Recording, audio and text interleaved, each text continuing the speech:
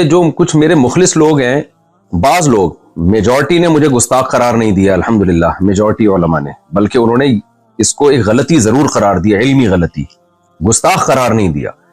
لیکن بعض ہمارے ہی بڑوں سے، بعض ہمارے ہی لوگوں نے بھی اس کو گستاخی سے تعبیر کیا۔ جی السلام علیکم فرینڈز، مولانا طارق جمیل صاحب نے مفتی طارق مسعود کی معافی پر اپنا بیانیہ دیا تھا، جس کے بعد آج آخر کار مفتی طارق مسعود کا بھی بیان سامنے آ گیا۔ مفتی طارق مسعود کی جانب سے آج اپنے تازہ ترین بیان میں آج انہوں نے روتے ہوئے کہا کہ میرے اپنے ہی لوگ، میرے اپنے ہی مسلک کے لوگ جو کہ جن سے مجھے یہ امید تھی کہ وہ میری مدد کریں گے، مجھے سپورٹ کریں گے، لیکن اس کے باوجود وہ بھی مجھے گستاخ رسول سمجھتے ہیں اور مجھے اس بات کا بہت افسوس ہے۔ لیکن میں ان کو بھی یہ بتا دینا چاہتا ہوں کہ میں نے کوئی گستاخی نہیں کی، بلکہ مجھ سے یہ غلطی ہوئی ہے جس کی بار بار میں معافی بھی مانگ چکا ہوں۔ لیکن اگر مجھے یہ لوگ معاف نہیں بھی کرنا چاہتے تو بھی میں ان کو یہ بتا دینا چاہتا ہوں کہ جو رات قبر میں آنی ہے وہ آ کر رہے گی، تو آپ مجھے اپنے خدا کے سوا کسی سے کوئی امید یا کسی سے کوئی ڈر نہیں ہے۔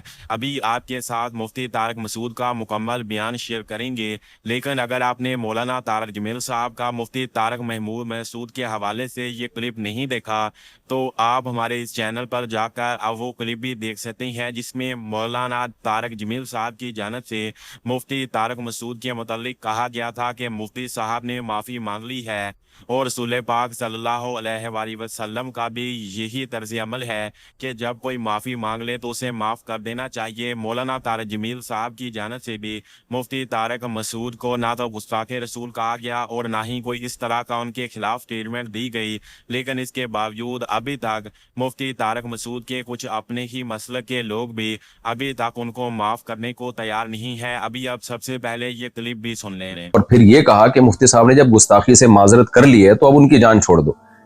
تو اس کو بھی بعض شدت پسند لوگ کہہ رہے ہیں، دیکھو ان کے اپنے بڑے کہہ رہے ہیں کہ انہوں نے گستاخی کی ہے، اس لیے مجھے گستاخی کے لفظ کو ایکسپلین کرنا بہت میرے لیے ضروری ہے۔ جو کچھ میرے مخلص لوگ ہیں، بعض لوگ، میجورٹی نے مجھے گستاخ قرار نہیں دیا الحمدللہ، میجورٹی علماء نے، بلکہ انہوں نے اس کو ایک غلطی ضرور قرار دیا، علمی غلطی، گستاخ قرار نہیں دیا۔ لیکن بعض ہمارے ہی بڑوں سے، بعض ہمارے ہی لوگوں نے بھی اس کو گستاخی سے تعبیر کیا۔ اور